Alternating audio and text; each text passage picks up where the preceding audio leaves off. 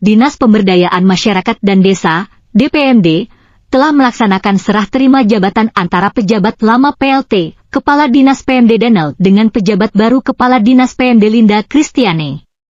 Hal ini dilakukan dalam rangka melaksanakan keputusan Bupati tentang pengangkatan pejabat di lingkungan pemerintah Kabupaten Murung Raya, agar pejabat yang dilantik sesegera mungkin dapat melaksanakan tugas untuk melayani kebutuhan masyarakat saat ini.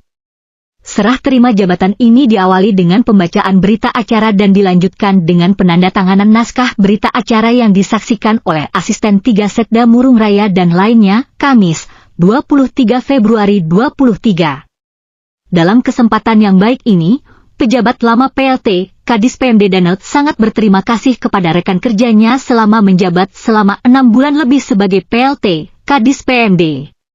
Selanjutnya Kadis PMD Linda saat diwawancarai mengatakan strategi kedepannya nanti adalah peningkatan kapasitas kepala desa karena kepala desa latar belakang pendidikannya berbeda-beda dan tidak memenuhi standar, jadi kedepannya nanti mungkin akan meningkatkan kapasitas melalui pelatihan dan juga akan ada tenaga pendamping yang akan mendampingi mereka. Karena pelatihan tidak cukup, harus ada pendampingan, kepada mereka melakukan pendampingan. Apakah itu nanti dikawal lewat pendamping desanya atau lewat orang-orang yang akan kita gaji melalui dana desa atau melalui kecamatan, ungkapnya. Selanjutnya harapan untuk kedepannya, kepala desa itu akan aktif karena masalah kegiatan masyarakat desa. Kadis PMD Linda menegaskan, tugas dan tanggung jawab kami sebagai DPMD untuk mencerdaskan dan mengaktifkan lembaga-lembaga yang termasuk menggerakkan perempuannya ke depannya nanti.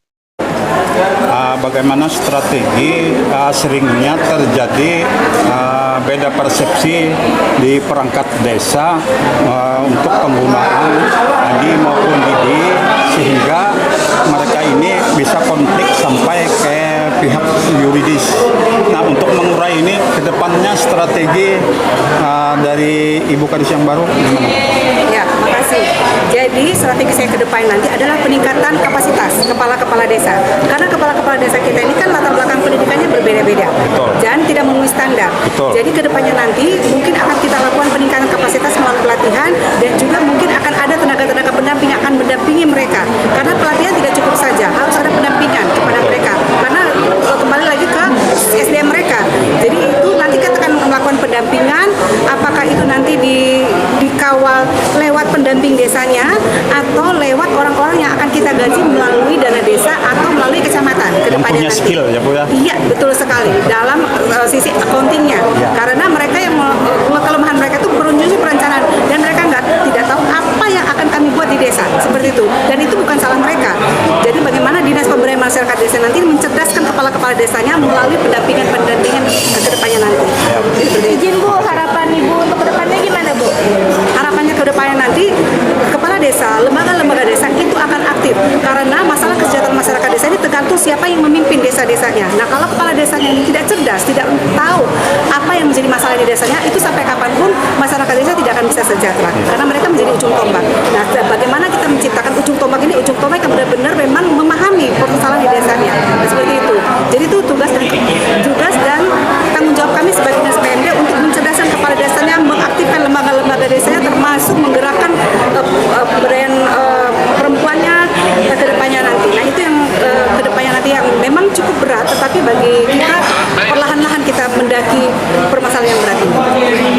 Mungkin terkait pelaksanaan pilkades yang akan segera berlangsung dalam waktu dekat. Nah, sekarang kan kita masih tahap sosialisasi, dikumpulkan dulu panitia-panitia yang akan melaksanakan pilkades agar supaya nanti ke depannya mereka memahami apa yang menjadi persyaratan. Jangan sampai nanti di belakang hari ternyata ada persyaratan yang tidak sesuai dengan ini. Jadi mereka harus memahami apa yang menjadi persyaratan sehingga nanti pelaksanaan pemilihan kades ke depan itu bisa lancar terlaksana dan tidak ada temuan di akhirnya. Dan tidak ada lagi ada kepala desa yang dilantik karena dia bermasalah dalam hal ijazah atau apa. Jadi semua panitia harus memahami benar apa yang menjadi persyaratan untuk menjadi kepala desa. Terima kasih Bu. Dari Kabupaten Murung Raya, Rahmadi melaporkan.